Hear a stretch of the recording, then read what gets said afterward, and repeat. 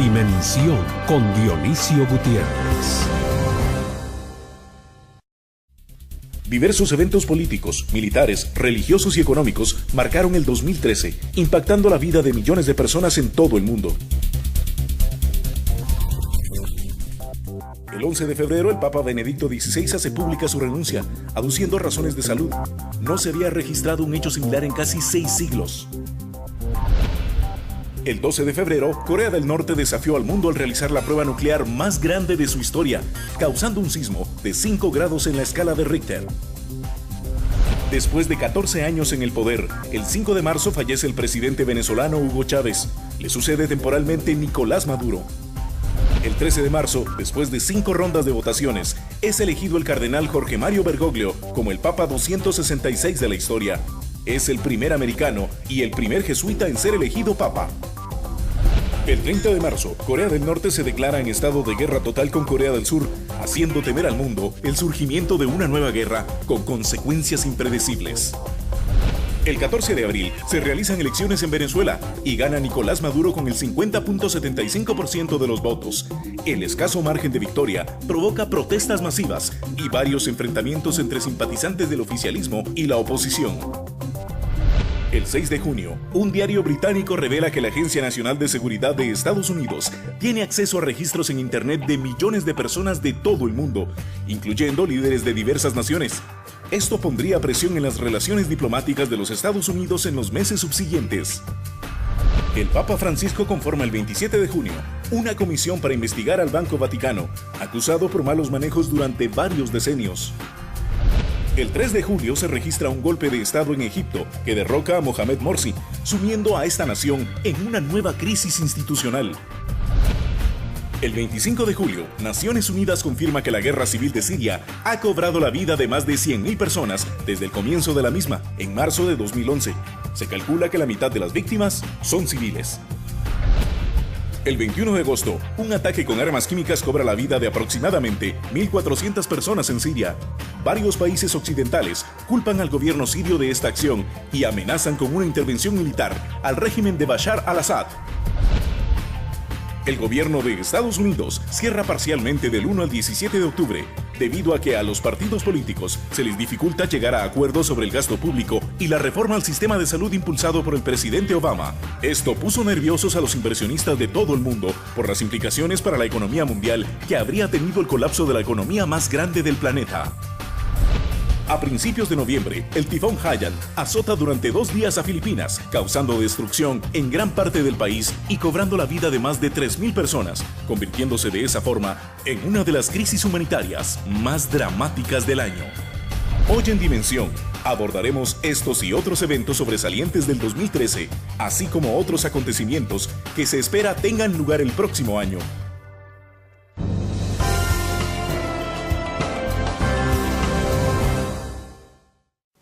Bienvenidos a Dimensión. Hoy vamos a intentar platicar qué pasó en el 2013, cuáles fueron los principales acontecimientos que marcaron el mundo, cuáles fueron los principales problemas, las oportunidades que aprovechamos, las que no, cuáles fueron las cosas que marcaron a la raza humana en este 2013 que está a punto de terminar.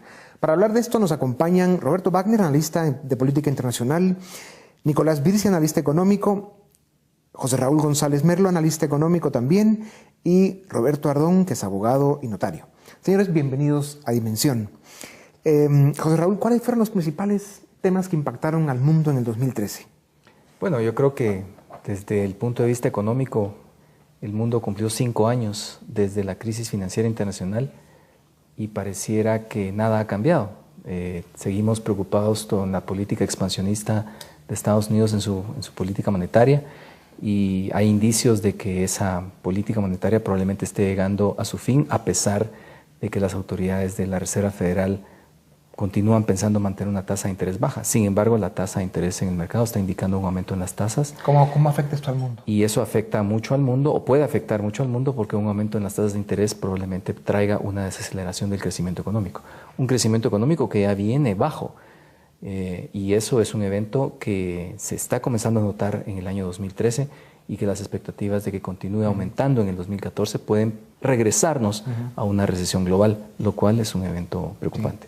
Cuando los economistas se ponen platicar de lo que venga hacia el futuro, siempre vemos distintos escenarios. Y en este momento vemos dos escenarios en lo que respecta a la economía del mundo. Uno es esta realidad fiscal de Estados Unidos, que sí realmente tienen un problema serio.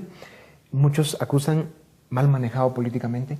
Luego tenemos China, de la que se habla de que ha venido sufriendo una desaceleración importante y que lo que va a tener es un aterrizaje suave, pero va a tener un aterrizaje, no necesariamente forzoso. México está por declararse en recesión. América Latina, con la estabilidad y la relativa baja en los precios de materias primas, también su economía se ha desacelerado. O sea, realmente en el 2013 el mundo está marcando que no solo estamos a duras penas saliendo de la crisis, sumado a lo de Europa, sino que encima la economía no está agarrando la velocidad que quisiéramos. Licenciado Ordón. Sí, yo coincido con esa apreciación de inicio, pero agregaría dos elementos. El primero, creo que es importante matizar qué es lo que nos pasó a nosotros como Guatemala en ese entorno internacional. Si nosotros esta conversación lo hubiéramos tenido hace 4 años, probablemente la conversación hubiera sido bastante más pesimista de lo que probablemente hoy podemos estar conversando en cuanto a números de la economía del país.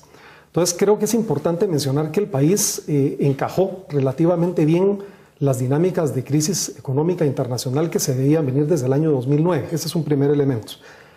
Ahora, el segundo elemento es que Guatemala sigue en ese entorno creciendo muy lentamente. Esto es como querer competir en una carrera de 100 metros con un par de grilletes en los tobillos.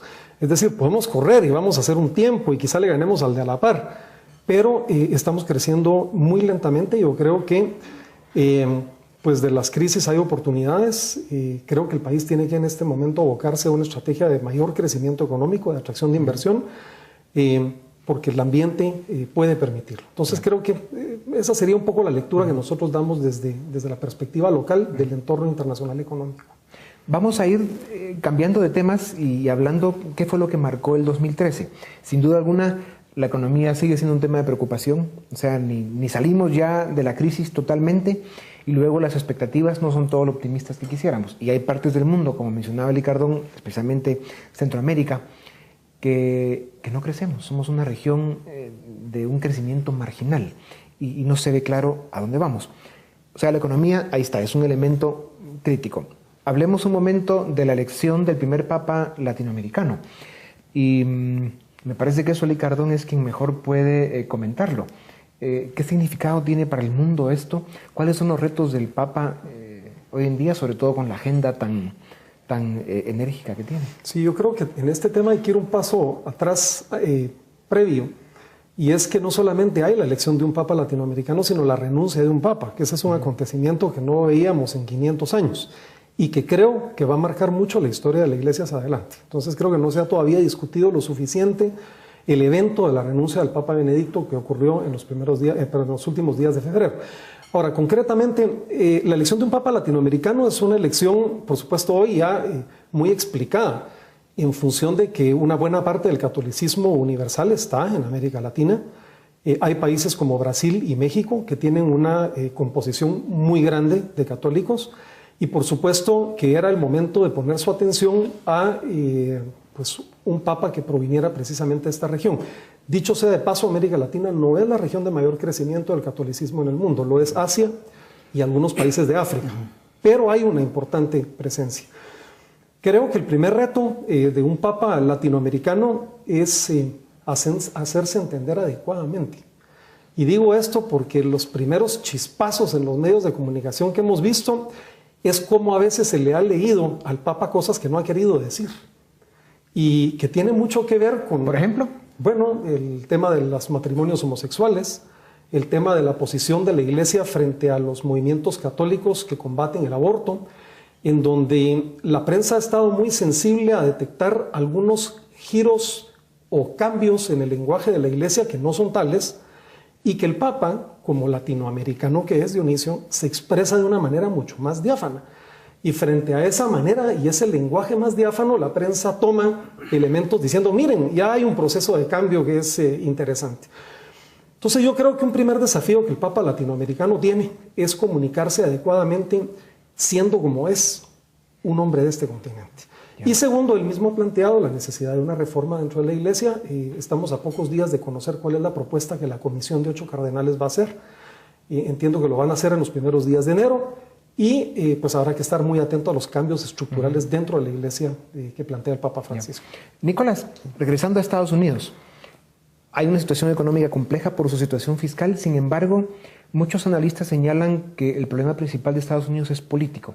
Hay grandes desacuerdos entre las fuerzas políticas de ese gran país del norte y luego hay ciertos movimientos que de alguna forma han limitado los poderes de los, digamos, de las instituciones tradicionales del poder americano, como es la Casa Blanca, el Senado, el mismo Congreso. Por ejemplo, lo que llaman el Tea Party, que es el grupo que ha hecho mucho ruido en los últimos tiempos. Sí, yo voy estuvimos conversando antes ahí en su antesala. Yo voy a defender un poco al Tea Party aquí. Yo creo que sí es cierto que Estados Unidos afronta una crisis económica, una crisis política por muchas razones. Ahorita se vio reflejado en el cierre del gobierno, sí, pero de cierta manera el sistema está funcionando como debe. ¿Qué es el Tea Party? El Tea Party es un movimiento grassroots, un movimiento popular de derecha, si se quiere llamar así, que nació precisamente para objetar las principales políticas del presidente Obama. Se manifestaron políticamente en decenas de miles de manifestaciones por todos los Estados Unidos, tomaron el poder sin ningún acto de violencia, no destruyeron propiedad, no tomaron calles, nada, pero tomaron el Congreso. Hay unos 80 congresistas en la Cámara Baja en los Estados Unidos que son de la línea dura del Tea Party, que fueron enviados ahí por sus distritos para representar una sola cosa: contención del gasto y reducción del gasto público y el tamaño del Estado en la sociedad, no solo la economía, sino la sociedad. Repitieron su victoria en 2010, ¿sí? En 2010, en 2012. Y hay unos, sí, entre 60 y 80, como lo quieran ver, republicanos de la línea dura que temen más a un ataque de su flanco derecho que su rival demócrata en cuanto a negociaciones sobre el presupuesto. Entonces, si ellos votan con compromisos con Obama para elevar impuestos, elevar gasto público, entonces seguramente ya no van a ser diputados en el futuro, ¿sí? Porque allá se vota uninominalmente. Se vota por José Raúl, diputado por este distrito. Entonces es mucho pedirles a esos representantes de que no hagan la tarea por la cual fueron enviados al Congreso. Así lo miro yo. Ahora, algunas de sus posiciones radicales, como algunos las ven, sí han venido provocando un debilitamiento de ese movimiento en Estados Unidos. Y hay encuestas y análisis que indican que se han debilitado. Sí, pero quisiera ver las encuestas ahora después del Obamacare rollout. ¿Qué fue lo que estaban pidiendo durante el cierre del gobierno? Estaban pidiendo que se postergara el plan la apertura, el lanzamiento del plan de salud de Obama. Cabal en esas fechas, el 8 de octubre, él se tildó de que era una posición extremista, que tiene que ver una cosa con la otra, con esa sexta parte de la economía americana. Bueno, en fin, ¿qué pasó? Sí, se dio el lanzamiento del plan de salud de Obama y resultó ser un tremendo fracaso, y ahora el presidente pide lo que estaba pidiendo el Tea Party hace mes y medio. Entonces no era tan extremista su posición. Sí. Vamos a publicidad y regresamos en un momento para seguir con Dimensión y los acontecimientos que marcaron el 2013.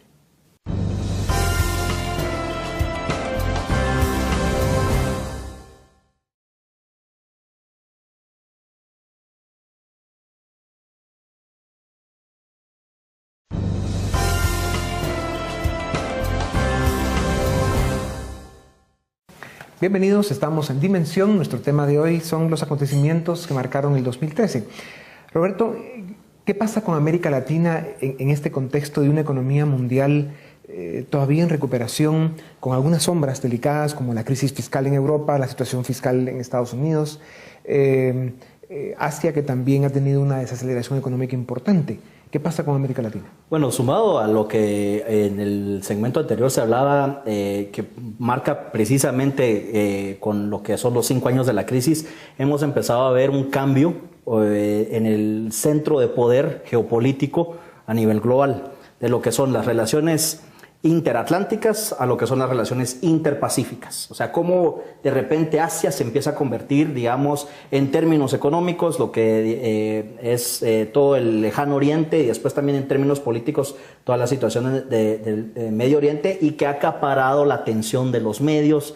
Las crisis en Medio Oriente pues han acaparado mucho esa atención. Ahora, América Latina también está pasando una etapa de transformación, en la que en un momento dado, cuando Estados Unidos, por ejemplo, digamos durante los años 90, con toda la promoción de lo que fueron diferentes tratados de libre comercio, los procesos de integración, lo que era una llamada área de libre comercio de las Américas, y que todo eso queda en impasse, y lo aprovecha de una forma muy astuta un Hugo Chávez, que viene y relanza todo este elemento del socialismo del siglo XXI.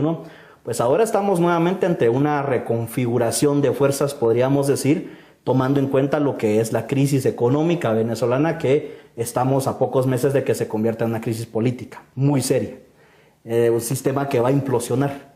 Entonces, de cierta forma, la pregunta viene a ser, bueno, ¿cuál va a ser o cómo va a ser la nueva dinámica de poder en la región? Que si bien de cierta forma no fuimos tan afectados con la gran crisis internacional, pero seguimos nuevamente en dinámicas que nos han sido muy propias de la región, en donde cada país busca jalar por lo suyo, y cuando se da una expresión como esto de lo que fue el socialismo del siglo XXI, la creación de estos, digamos, de procesos como UNASUR, el CELAC, que buscan de cierta forma distanciarse de lo que ha sido el eje de Estados Unidos, pues ahora la pregunta es, no, bueno, ¿qué va a pasar? Digamos, vemos, por ejemplo, la crisis en Venezuela, que preocupa mucho a sus dos vecinos, que son Colombia y Brasil particularmente, porque hasta qué punto quien ha sido un eje geopolítico importante en la región va a dejar de serlo, y qué va a pasar con aquellos países que han sido, pues, que se han declarado sus aliados, ¿no?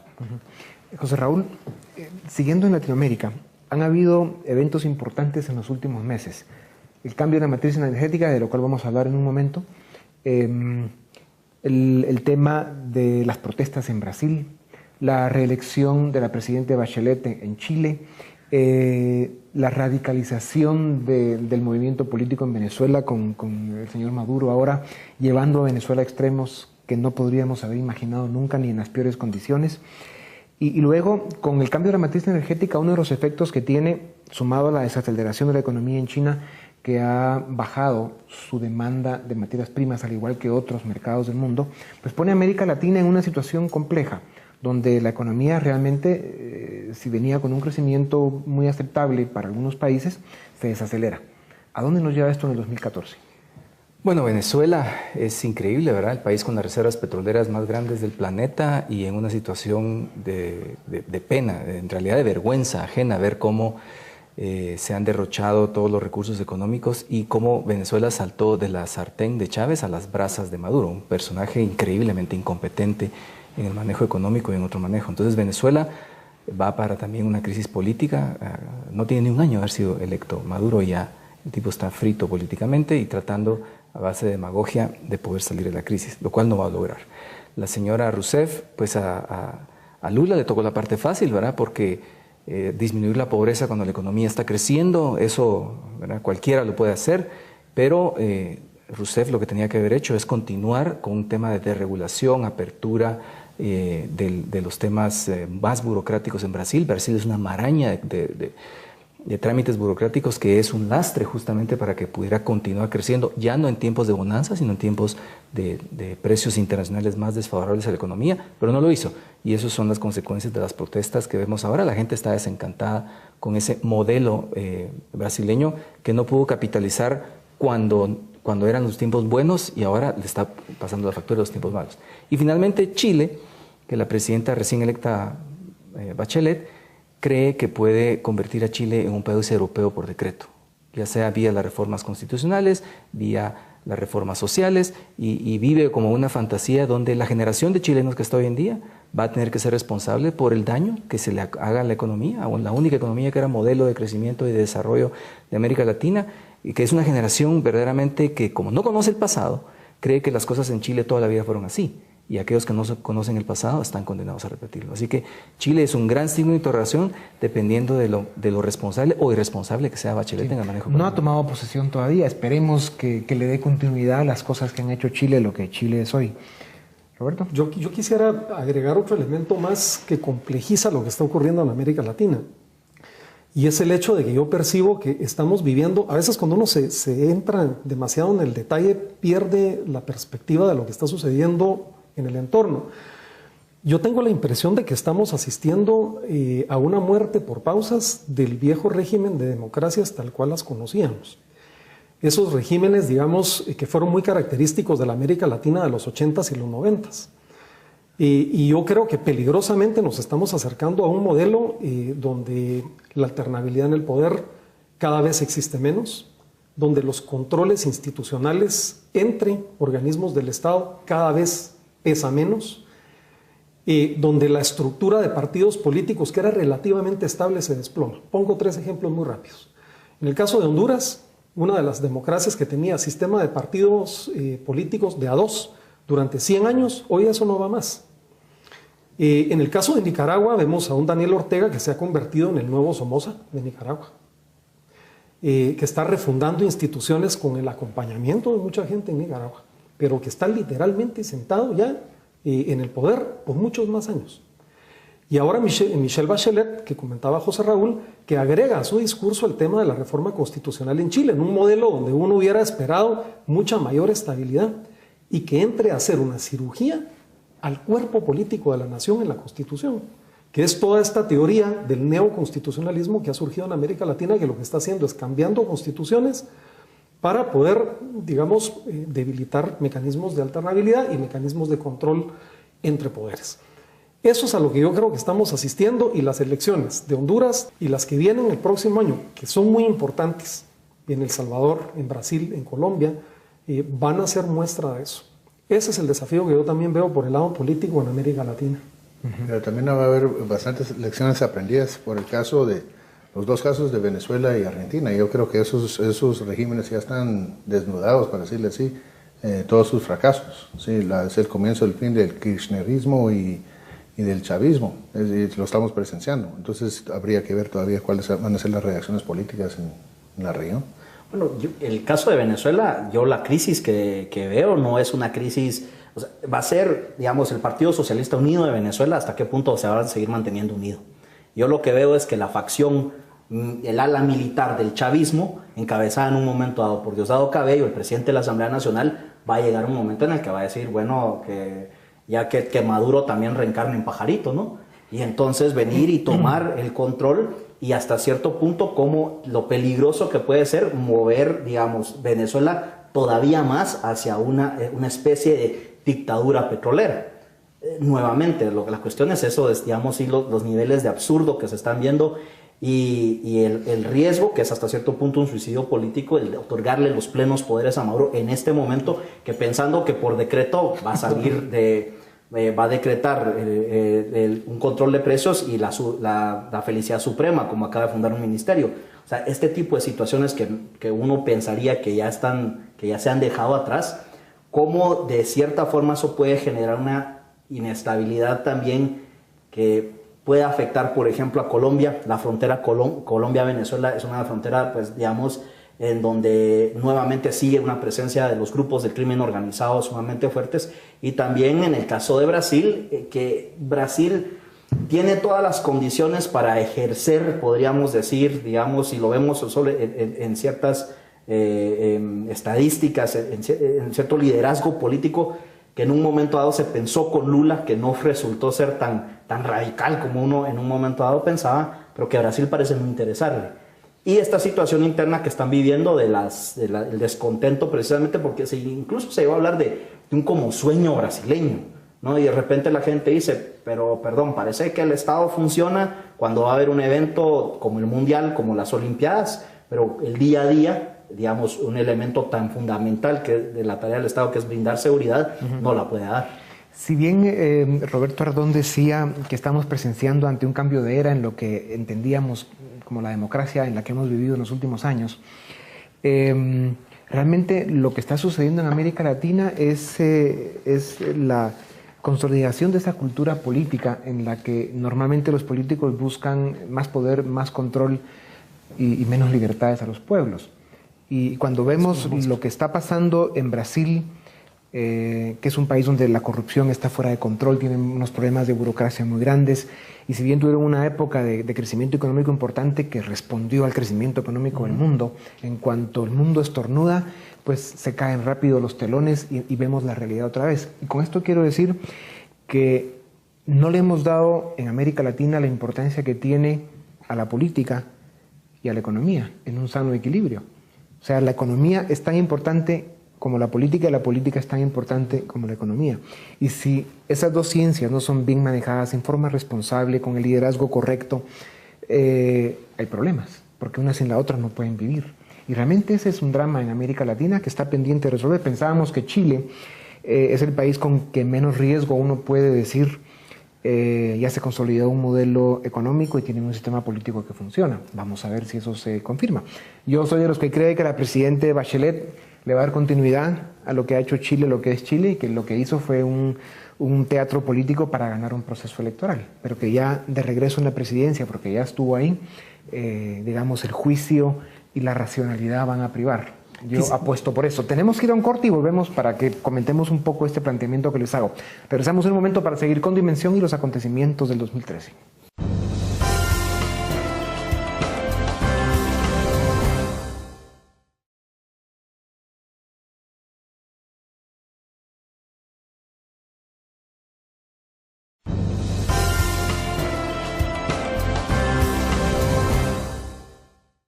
Bienvenidos, seguimos en Dimensión, los acontecimientos del 2013. Bueno, yo les planteé algunos temas en el segmento anterior, pero démosle un resumen al tema latinoamericano para ya regresar al resto del mundo. Yo quería contrastar el tema con el que usted terminó, la futura presidenta Bachelet de Chile, que dándole un toque de optimismo a que probablemente prevalezca la racionalidad cuando ella esté en el poder. Sin embargo, lo que a mí me preocupa es que en el caso chileno ella haya ganado con esa plataforma. Un poquito aquella famosa frase célebre de amagar con la izquierda y patear con la derecha. Ahora no deja de preocupar que su plataforma más a la izquierda de con lo que ella ganó la primera vez haya sido la plataforma ganadora en el caso chileno. Contrastándolo, por ejemplo, con el caso de Angela Merkel en Alemania, donde Angela Merkel es reelecta, pero es con una plataforma con la que ella ganó la primera vez y se le reconoce el hecho de que Alemania es el único país de Europa prácticamente que está funcionando y que está creando un ambiente de verdadero bienestar fundamentado en temas reales en Alemania. Entonces, no deja de ser preocupante que las plataformas políticas tengan que amagarse con la izquierda y si es que se patea después con la derecha. No se puede dejar de vigilar a los políticos, eso es por supuesto una realidad. Roberto, hablemos un momento de China. Ese monstruo colosal con un tamaño y un crecimiento y una dinámica extraordinaria. Está pasando momentos complejos. Su economía se ha desacelerado.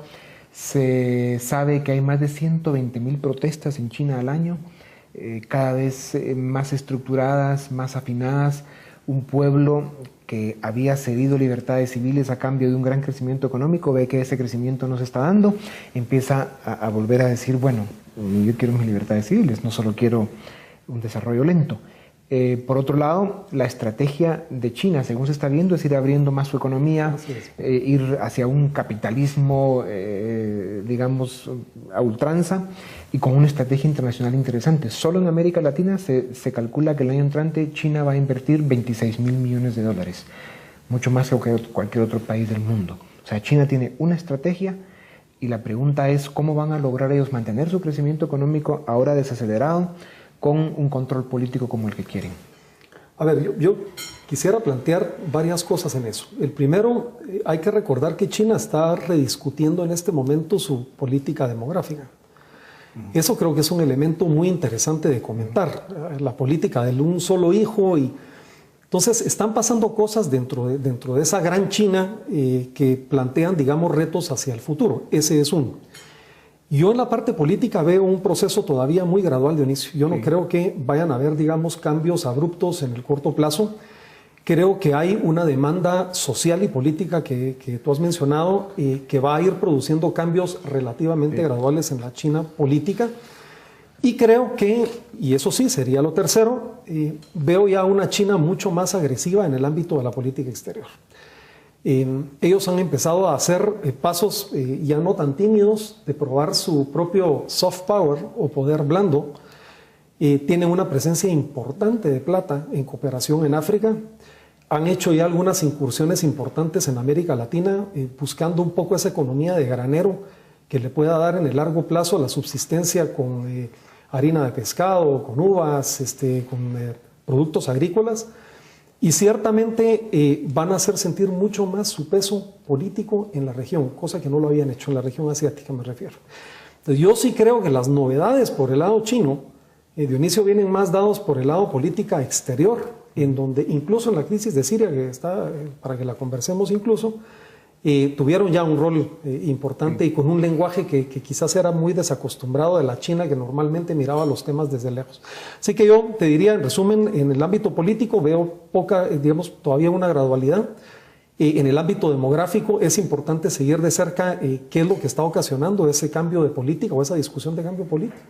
Y finalmente en el tema de política exterior, cuánto el hecho de que ese gigante empiece a apretar y empiece a aparecer y empiece a empujar a otros va a desacomodar un poco el sistema de cosas en el ámbito del orden político internacional. Claro, y no hay que olvidar... Y solo un breve comentario en el tema que usted mencionó, y Roberto está hablando de la inversión exterior china en el mundo. También hay un problema práctico. Los chinos son los mayores inversionistas en los bonos del tesoro del gobierno de Estados Unidos. Y tener todos los huevos en una canasta como Estados Unidos tampoco les conviene, claro, sino que están buscando canalizar todos esos excedentes de las exportaciones que tienen hacia inversiones que no sean necesariamente el gobierno de Estados Unidos.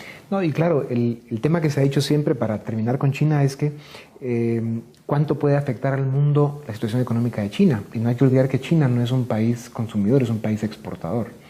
Entonces, realmente el mundo no sale tan afectado porque China consuma grandes cantidades de productos y bienes del resto del mundo. Es un tema interno. Pero, por supuesto, el tamaño es importante. Y no hay que olvidarse que de los 7.200 millones que somos en el planeta, 4.300 están en el Asia. O sea, sí son una parte importante. Ya que Roberto mencionó Siria, hablemos un momento del Medio Oriente. Ya llevamos varios años con lo que se llamó en el inicio la primavera árabe, que realmente se ha vuelto una especie de invierno oscuro, mortal, complejo, peligroso, y de manos de grupos radicales los gobiernos están cayendo en otros grupos de quienes se sabe poco y probablemente sean algunos de ellos incluso más radicales y peligrosos de los que antes tenían el poder en esos países. Roberto. Bueno, por ejemplo, el caso de Siria realmente es un caso emblemático en cuanto a cómo se está cambiando la geopolítica en lo que es tal vez la región más conflictiva a nivel global. Y si bien aquí también hay que tomar en cuenta el papel de los medios de comunicación, porque después del papel de todo lo que sucedió con el tema de las armas químicas, la participación de la OPAC, el premio Nobel a la OPAC, al parecer, para muchos la visión es de que se están normalizando las cosas. Pero es todo lo contrario. Desde la peor crisis humanitaria de lo que va del siglo XXI, hace 3 meses mirábamos 4 grupos, 4 facciones diferentes en pugna en Siria, las facciones leales al gobierno, unas facciones, los rebeldes, pero los rebeldes más liberacionistas, moderados, rebeldes fundamentalistas, y luego movimientos étnicos como los kurdos. Hoy en día vemos 6 facciones que están todos involucrados en una lucha de poder. Y vemos 2 expresiones sumamente preocupantes y peligrosas dentro del Medio Oriente que en la literatura nosotros las conocemos como lo que es la geopolítica desde abajo o la antigeopolítica. Y esa es una expresión, por un lado, la participación y la influencia de Arabia Saudita a través de grupos fundamentalistas y la visión de que en Siria se instale un gobierno arabista. Un gobierno árabe, digamos, de que de cierta forma siga la línea, se conoce como el wahabismo en Arabia Saudita, que sí tiene una expresión bastante curiosa con todo el petróleo que venden a Occidente, pero financian una serie de grupos terroristas que desestabilizan el área. Pero por otro lado vemos una línea islamista iraní, que actualmente opera, digamos, a través de lo que es un Islam revolucionario, una guerra asimétrica, financiando también una serie de grupos, como tal vez el más conocido es Hezbollah, pero que están hoy en una pugna influenciando cada vez más lo que puede suceder en Siria, que de cierta forma, dependiendo de qué pasa ahí, y es por eso que también hay mucha tensión sobre las negociaciones de Estados Unidos, Europa, sobre el programa nuclear iraní, que tiene muy preocupados por un lado a los saudíes, a los israelíes, obviamente, a los turcos. Entonces sí es se está dando, digamos, un realineamiento de fuerzas en la región que pues no sabemos realmente cómo va a parar. Ahora el tema de Siria sí es un tema que va a ser el mismo caso, yo me atrevería a decir, que el Líbano. Va a ser una guerra civil. Nicolás, se entiende, algunos analistas dicen que Occidente no ha empujado más la caída del Assad en Siria porque no saben si se podría estar peor con los que queden en lugar de él. Hay grupos terroristas defendiendo ambas posiciones, grupos terroristas con el gobierno y grupos terroristas entre las fuerzas rebeldes. Bueno, lo que estamos viendo en Siria es bueno, el tema no es Siria, el tema es la incompetencia y la impotencia de lo que es las Naciones Unidas y el colapso que hemos visto en la política externa de Estados Unidos. Si bien hay grupos terroristas rebeldes ahora, en el principio no lo eran. Fue por falta de acción y apoyo de los Estados Unidos, más que todo, y que se empezaron a fortalecer los grupos financiados por Irán y el mismo Al-Qaeda. Lo que está en juego ahorita en Siria es una rivalidad que deja fuera a Estados Unidos. Es Arabia Saudita e Irán están peleando por hegemonía regional. Arabia Saudita ya está contando con el no apoyo de Estados Unidos. Ya sabe que Estados Unidos ya no es un player en la región. Y también Israel también está pensando lo mismo, que Estados Unidos ya no es relevante en la región. Entonces uno reflexiona cómo han cambiado las cosas desde hace 5 años. Hace 5 años se pedía la no presencia de Estados Unidos en el Medio Oriente, y hace 2 o 3 y el año pasado se estaba pidiendo la presencia de Estados Unidos en el Medio Oriente. ¿Y no será que hoy en día lo que estamos viendo es de que ya nadie es relevante en el mundo? Las grandes potencias como se conocían, o los grupos muy poderosos o regiones, realmente el mundo lo que está enseñando es que se está dividiendo en muchos grupos, subgrupos, y el poder se está de alguna forma dividiendo, segmentando. Yo diría que hay libros muy interesantes como el de Moisés Naim, del fin del poder, que plantean esta tesis, pero cada vez se escucha más y se ve más que esto está pasando. Pero es el fin de poder como lo conocemos, pero eso no quiere decir que no hay una necesidad de poder y no hay vacíos de poder. Sí. Entonces, si esto hubiera ocurrido a lo largo de 20 años, tal vez le daría razón a las premisas que estaba usted sentando de un inicio, pero el único cambio fue que cambiamos de Bush a Obama. No estoy aquí para defender a Bush, cálmense todos. Pero en serio, es una tremenda incompetencia. Los Estados Unidos no tienen política externa y eso se ve reflejado. O sea, solo porque hay un fin de poder como lo conocemos, no quiere decir que no hay una necesidad. El sistema anárquico internacional no necesita una política, digamos, más agresiva o más proactiva por parte de Estados Unidos en estos tiempos se ve prácticamente imposible si no hay un acuerdo. Yo lo que pienso es que, agregando lo que dice Nicolás, a ver, Estados Unidos está preso del discurso de su presidente. Cuando Obama llegó al poder, el mensaje de cambio y de frescura y de ahora tenemos un Estados Unidos simpático, no podía durar mucho, Dionisio. Y yo creo que Siria ha sido un litmus test de cómo enfrenta Obama, por un lado, con ese discurso muy blando, muy de buena amistad, versus los juegos de poder en las áreas claves del planeta. Y yo creo que en ese dilema, en ese debate, Obama no ha escapado de esa dicotomía que hay entre ese discurso que él tiene y las circunstancias que él encuentra. Hay que recordar que la política exterior de Obama, que yo recuerde, esta es la política más liberal desde la administración de Carter y por lejos la supera. Entonces es muy difícil para un presidente que quiere dar esa imagen, esa percepción internacional, ser un actor relevante. Claro, y le salen casos como el de Snowden y todo el tema. Ese es un ejemplo. Pero yo veo a un Estados Unidos agotado, completamente agotado. Quieren salir de Afganistán, quieren salir de Irak, leading from behind, ¿verdad? Liderando desde atrás en el caso de Libia. El pueblo norteamericano ya no quiere ir a ninguna guerra, no tienen dinero para la guerra, tienen otros problemas internos más importantes. Lo cual es legítimo. lo cual es absolutamente legítimo, pero el liderazgo de Estados Unidos es un liderazgo agotado, ya no da para más, tienen muchos problemas en casa como para ir a resolver los problemas afuera. Sí. Vamos a publicidad y regresamos en un momento para seguir con Dimensión y los acontecimientos que marcaron el 2013.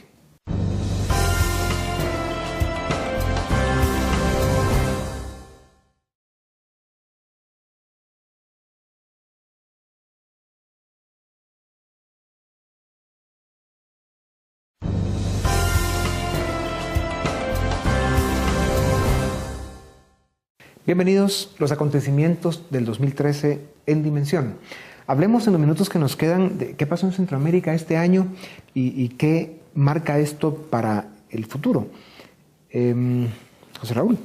La permanencia, las intenciones de permanecer de Daniel Ortega en el poder continúa siendo, como lo dijo Roberto hace un momento, un tema preocupante por las intenciones de romper esos esquemas de alternabilidad en el poder y de manipular las instituciones para quedarse permanentemente. Un Costa Rica que en el tema fiscal está emproblemado, ¿verdad? Costa Rica siempre ha jugado a tener un déficit fiscal alto y ahora se le están trabando las carretas. Un Salvador que no crece, el gran titular de El Salvador es crecimiento subpar, ¿verdad? Con elecciones también a futuro, un FMLN que definitivamente lo más relevante que hizo fue subir la tasa de impuestos sobre la renta y terminar de meterle el tiro de gracia al crecimiento económico en El Salvador. Y nosotros, que no crecemos, ¿verdad? Que tenemos nuestros propios problemas de parálisis política y que el año entrante, bueno, ya comenzó, ¿verdad? La campaña nunca paró, pero el año entrante se va a intensificar con las expectativas de los próximos candidatos que vengan. Así que no fue un año tan interesante como lo que nos espera en el 2014. Yo agregaría un ingrediente comercial, Dionisio, y es que Guatemala, el último país en arreglar su estatus con la Unión Europea, lo ha hecho de cara a los próximos días. Eso significa que Centroamérica entra formalmente ya en el pilar comercial del acuerdo de asociación con la Unión Europea. Ese fue un proceso bien tortuoso y tenía que ser aprobado en los 5 parlamentos, y lo fueron haciendo todos, incluyendo Guatemala, pero había todavía una disputa relacionada con temas de indicaciones geográficas que no había sido resuelta en Europa, que finalmente fue resuelta hace apenas unos pocos días. Eso lo que significa es que Centroamérica va a entrar formalmente en el marco del acuerdo de asociación como un socio comercial de la Unión Europea. ¿Y eso qué trascendencia tiene? Bueno, pues que formaliza y le da estabilidad a los procesos de exportación de nuestros productos hacia el mercado europeo, con las complejidades y dificultades que eso tiene. Ese acuerdo de asociación tiene otros 2 elementos, que es el pilar político y el pilar de cooperación, que esos tendrán que esperar a que todos los parlamentos de los países de Europa lo aprueben. De los 28 países de la Unión Europea, hoy lo van aprobando 5, y es muy poco probable que en los próximos 6-7 años los otros 23 lo hagan. Así que en ese acuerdo de asociación, el pilar comercial pues se estrena formalmente ahorita en diciembre, habrá que aprovecharlo como Centroamérica y como Guatemala. Y los otros, por supuesto, eso quedará para una discusión posterior. Pero eso ocurrió este año y creo que es un evento importante. Hablando del mismo tema, Dionisio, es felicitar a Guatemala por avanzar en los 14 puestos que avanzó en el índice de facilidad de hacer negocios, el Doing Business Ranking del Banco Mundial, pero solo fueron 14 puestos. ¿Sí? Retrocedió en materia de comercio transfronterizo y no avanzó en protección al inversionista. Entonces Guatemala tiene que seguir apostando al libre comercio, la globalización, la economía es globalizada. Guatemala no avanza en ese tema como debe y son los retos que le quedan al país. Yo en el tema, saliendo tal vez de lo económico, pasando a lo que es particularmente en materia de seguridad, pues realmente preocupante la situación desde el punto de vista de lo que son las nuevas amenazas que sufre particularmente la amenaza de narcotráfico y cómo nos pueden afectar situaciones que se están dando en otros países. El caso de Venezuela, la frontera, hoy en día es realmente Venezuela un punto de salida importantísimo de drogas hacia Estados Unidos y hacia Europa. Pero también vemos cómo se ve fuertemente afectado Panamá. Muchos de los puertos atlánticos, toda la costa atlántica de Costa Rica se ha reconfigurado. La presencia de la narcocultura es una cuestión interesantísima, digamos peligrosa obviamente, que se está dando en aquel país, pero también lo que ha sido la frontera Honduras-Guatemala, que poco a poco está siendo copada por estos grupos, y aquí hay que voltear a ver no tanto a Estados Unidos, sino lo que está haciendo México. Y el interés que tiene México en un momento dado aprovechando la relación tan estrecha que hay actualmente entre, por ejemplo, el gobierno de Guatemala y el gobierno de México, pero también hasta qué punto México está interesado en precisamente en ir saliendo de un problema y tirarlo al sur. O sea, es lógico, se entiende desde su perspectiva, desde las políticas de seguridad, las nuevas políticas de seguridad que está implementando Enrique Peña Nieto, pero hasta qué punto nosotros también estamos ante la ausencia de una política marco de seguridad regional, ¿cómo podría afectarnos todo esto? Hay cosas que son también importantes y que se pueden identificar como las cosas que no sucedieron. Y ustedes estarían de acuerdo en que en el 2013 no sucedió nada importante para que Centroamérica cambie, digamos, la esencia de su propio destino, en el sentido de que hayan habido los avances en temas políticos o temas profundos en el tema económico o social, que de alguna forma dieran claridad de que Centroamérica empieza a subirse en el carril correcto para arrancar un proceso de desarrollo sostenido, de crecimiento y consolidación de un modelo democrático. La impresión que tenemos es que no pasó absolutamente nada de eso. No hubo un solo elemento que realmente dé con claridad un mensaje de que Centroamérica se sube en el tren correcto. Sí, por lo menos un elemento contundente, ¿no? Los 14 puntos que menciona Nicolás son bienvenidos, pero en el caso específico de Guatemala entró en vigencia la actualización tributaria, que fue verdaderamente un desastre desde el punto de vista regulatorio, desde el punto de vista de recaudación. Nos quedamos sin superintendente de administración tributaria, ¿verdad? Por un berrinche donde él con aspectos técnicos cuestiona las metas de recaudación y después es inmediatamente despedido. Y nos quedamos sin ministro de Finanzas, que por razones de salud renuncia. Entonces, efectivamente no pasó nada contundente en el campo positivo, pero pasaron cosas preocupantes en el campo fiscal, donde la pregunta es quién quiere ponerle el cascabel al gato ahora, quién quiere asumir esa posición. Para ponerle nombre y apellido un poco a lo que mencionas tú, Dionisio, yo mencionaría el tema de integración centroamericana, donde teniendo la posibilidad de hacer cosas importantísimas, se ha perdido la oportunidad de avanzar. Y les pongo un ejemplo, basta tratar de pasar la frontera de Guatemala a El Salvador, que dicho sea paso, una de las fronteras más transitadas comercial y humanamente, para ver el infierno en el que estamos hoy, después de 5 años de haber hecho promesas de amor eterno entre Guatemala y El Salvador, de retirar las barreras para permitir al comercio de las personas circular libremente. A mí me parece que si hay algo que deberíamos hacer como un esfuerzo concreto y tangible, tiene que ver con procesos de integración centroamericana y tiene que ver con el tema de aduanas. Y ahí yo veo francos retrocesos, Dionisio. Entonces, quería ponerle un poco de nombre a este tema, porque ese es un desafío donde vamos como el cangrejo para atrás. Y es verdaderamente penoso en un mundo que hoy exige que Centroamérica se vea como un solo bloque. Sí. Hay procesos electorales en Centroamérica en los próximos días, meses, y en el caso de Guatemala, escasos 2 años. Y las perspectivas no son claras. O sea, seguimos viendo una región estancada, sin un norte político, sin una visión estratégica, sin un futuro claro.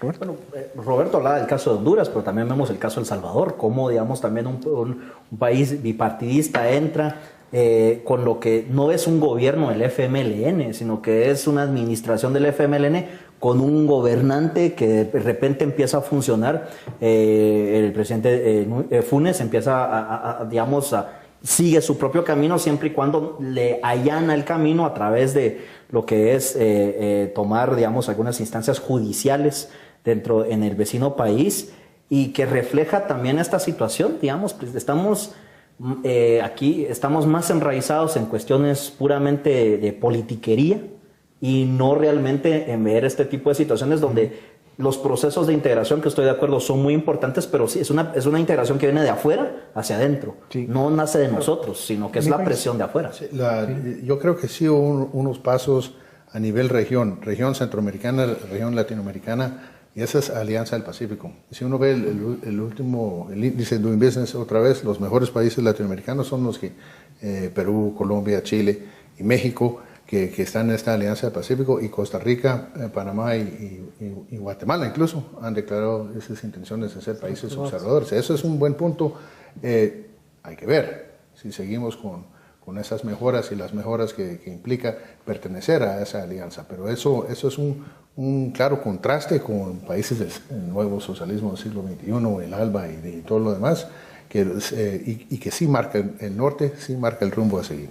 Pero hay que ver resultados, ¿verdad? Sí, porque efectivamente la voluntad política es una, pero si no tenemos una frontera abierta con nuestro socio comercial más importante después de Estados Unidos, como país individual, que es El Salvador, es bien difícil. Y se pone por ejemplo, ese impuesto que pusieron para los buses, los vehículos que circulan de un lugar a otro. Esa es la estrechez, con una buena intención, ¿verdad? Que había mucho accidente, entonces había que poner un impuesto para pagar el seguro. Miren, de buenas intenciones está empedrado el camino al infierno.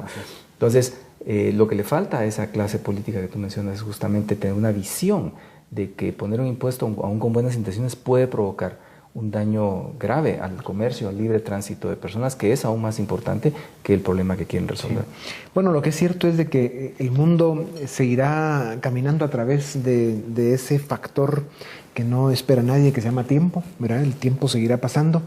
Y así como el mundo ha demostrado en los últimos 10, 20, 30, 50 años de que hay avances importantes, de que la tecnología sigue dando grandes oportunidades, que la gente vive más, está más sana, la clase media del mundo sigue aumentando de forma importante, la pobreza disminuyéndose. O sea, hay signos de que el planeta, digamos en general, va en la dirección correcta, no a la velocidad que quisiéramos. Hay mucho sufrimiento y mucho problema social todavía en unas regiones más que en otras, pero la tendencia es buena, claro, con los grandes desafíos que tiene el planeta, que también son grandes, de los cuales ya hemos hablado por acá.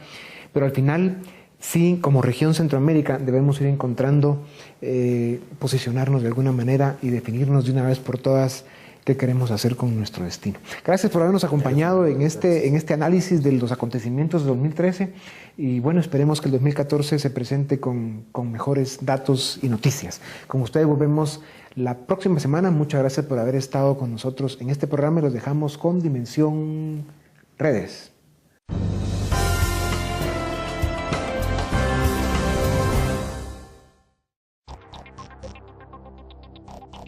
Preguntamos a nuestros amigos en redes sociales, ¿cuál fue la noticia más importante del 2013 y por qué? Oscar Miguel comentó, la renuncia del Papa, por ser algo inesperado, tener el valor de renunciar a los privilegios para esperar que el nuevo Papa desempeñara un mejor papel que él. Y la elección del Papa Francisco, por ser el primer latinoamericano y asombrar a la mayoría de la gente con su humildad y su renuncia a los lujos excesivos. Ches Edu dijo, la muerte del imperialismo chavista. Lamentablemente, la encomienda de Chávez para Maduro era seguir en lo mismo. Ojalá el tiempo pase como una bala para que Maduro se largue del poder del pueblo venezolano. Harry Fran agregó, Edward Snowden, por la pérdida de credibilidad de las políticas entre países, es la más importante. También hay otra que es muy importante, por el impacto a futuro, el inicio de la planificación de expediciones a Marte tripuladas.